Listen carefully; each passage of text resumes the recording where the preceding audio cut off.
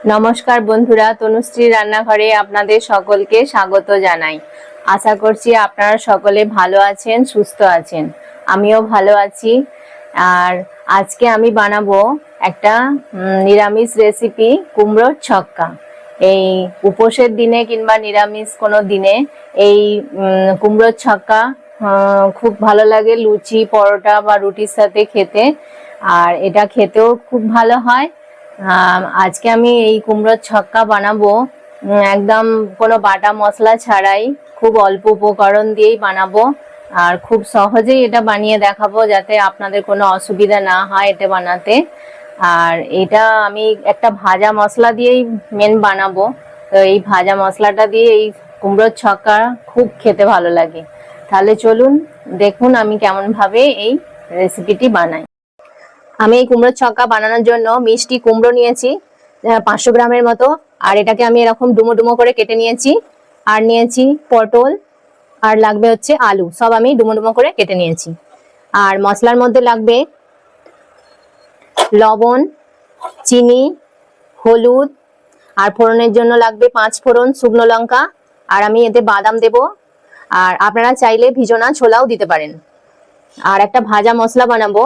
ভাজা মশলার জন্য আমি নিয়েছি একটা শুকনো লঙ্কা, খুব সামান্য পরিমাণে জিরে, একটা তেজপাতা, একটু মৌরি, আর নিয়েছি গোটা গরম মশলা, 2টো এলাচ, একটু দারচিনি আর 2টো লবঙ্গ। এটাকে আমি শুকনো খোলায় নেড়ে ভেজে নেব, নিয়ে গুঁড়িয়ে নেব। আর রান্নার জন্য লাগছে সর্ষের তেল। চলুন এবার আমরা রান্নাটা শুরু করি। আমি এবার ভাজা মশলাটা করে নেব। তো আমার কড়া গরম হয়ে গেছে। এবার আমি প্রথমে শুকনো লঙ্কাটা দেব, যেহেতু লঙ্কাটা একটু ভাজতে দেরি হয়। লঙ্কাটা আর তেজপাতাটা আমি আগে দিয়ে দেব, দিয়ে দিচ্ছি। দিয়ে একসাথে ভালো করে এই মশলাটা একটু ভেজে নেব। আপনারা এবার আমার মশলাটা ভাজা হয়ে গেছে, আমি একটা পাত্রে এটা ঢেলে নেব।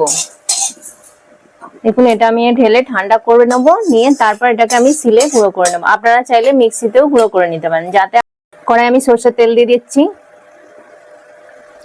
সরষের তেলটা গরম হয়ে গেলে এবার আমি তেলটা গরম হয়ে গেছে, আমি এবার বাদামটা দিয়ে দিচ্ছি। বাদামটাকে এবার আমি ভালো করে ভেজে, বাদামটা এবার আমার ভাজা হয়ে গেছে, আমি বাদামটাকে এবার তুলে নেব। প্রথমে আমি আলুটা ভাজবো। আলুটা আমি তেলের উপরে দিয়ে দিলাম। আলুটাকে ভালো করে আমি ভেজে নেব। এতে একটু নুন আর হলুদ দিয়ে আমি ভাজবো আলুটা। অল্প একটু নুন দেব, আর একটু সামান্য হলুদ দেব, দিয়ে এটাকে আমি ভালো করে ভেজে নেব। এরকম ভাবে আলুটা আমার ভাজা হয়ে গেছে, এবার আমি আলুটা তুলে নেব। দেখুন এরকম ভাজা হয়েছে, এবার আমি আলুটা তুলে নিচ্ছি। কুমড়োটা ভাজার সময় কিন্তু নুন একদমই দেবেন না, নুন দিলে জল কেটে যাবে, তাহলে আর ভাজা যাবে না। কুমড়োটা কিন্তু আপনাকে শুধুই ভাজতে হবে, নুন ছাড়া। খুব বেশি ভাজার দরকার নেই, মোটামুটি ভাজা হলেই হবে। কুমড়োটা আমার ভাজা হয়ে গেছে, আমি এবার কুমড়োটাও তুলে নেব।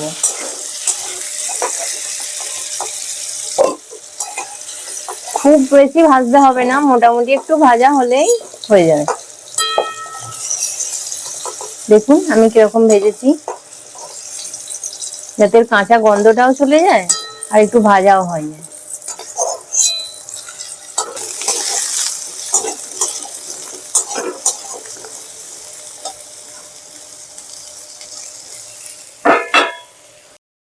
পটলটা আমার ভাজা হয়ে গেছে, দেখুন এবার আমি পটলটাও তুলে নিচ্ছি।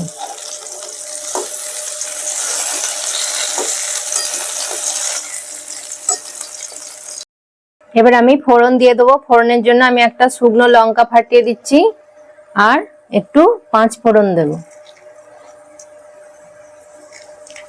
এবার এটা একটু ভাজা ভাজা হয়ে যায়। ফোড়নটা আমার ভাজা হয়ে গেছে, এবার যে আমি আলু, পটল আর কুমড়ো ভেজে রেখেছিলাম সেটা এবার দিয়ে দেবো। এটা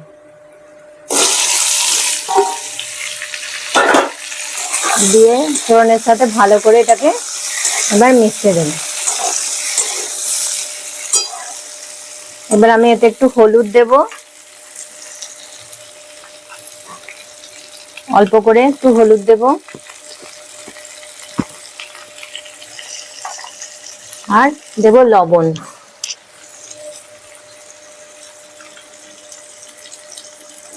লবণ দিলাম,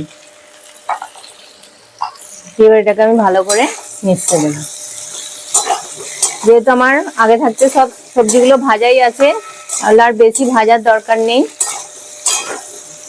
এবার আমি একটু খালি নেড়ে সামান্য একটু জল দিয়ে এটাকে চাপা দেব। মশলার সাথে আমি এটাকে ভালোভাবে নেড়ে নিয়েছি। এবার এতে আমি চিনি দেব। আপনারা যেমন মিষ্টি খান সেই অনুযায়ী মিষ্টি দেবেন। আর যদি ঝাল খেতে বেশি পছন্দ করেন তাহলে এতে এই সময় একটু লঙ্কা গুঁড়ো দিতে পারেন। আমি দেব না, কারণ আমি ভাজা মশলায় একটা লঙ্কা দিয়েছি, সেই জন্য আমার আর লাগবে না। আপনারা যদি ঝাল পছন্দ করেন একটু গুঁড়ো লঙ্কা দিয়ে দিতে পারেন। আমি চিনিটা দিয়ে ভালো করে মিশিয়ে দিলাম।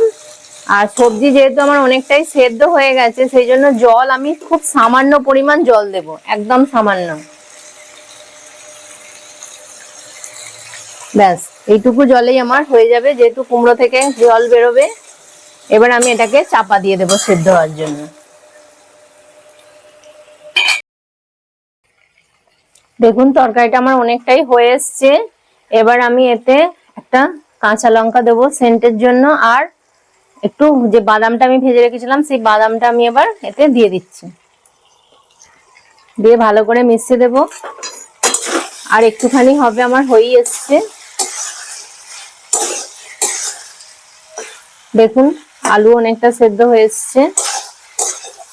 আর একটুখানি হবে 5 মিনিট মতো, তারপর আমি এটাকে বন্ধ করবো। আর একটু আমি চাপা দিয়ে রাখবো 5 মিনিট মতো। দেখুন কত সুন্দর হয়েছে। আমি কিন্তু বেশি জল দিইনি, অল্প জল দিয়ে চাপা দিয়ে এইভাবে করলে তরকারির স্বাদ খুব ভালো হয়। আমার তরকারি সব সেদ্ধ হয়ে গেছে। এবার আমি যে ভাজা মশলাটা করে রেখেছিলাম, এই ভাজা মশলাটা দিয়ে আমি এবার লাস্টে বন্ধ করে দেবো। পুরো মশলাটা আমি দিয়ে দেবো এতে, দিয়ে এবার ভালো করে মিশিয়ে দেবো।